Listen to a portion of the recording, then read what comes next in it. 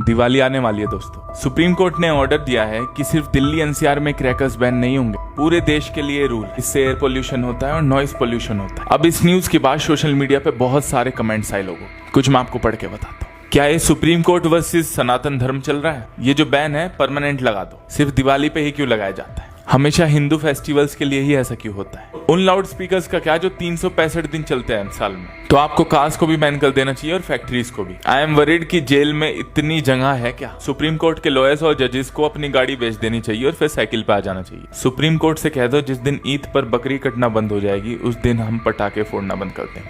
आप क्या कहना चाहोगे इस बात पे?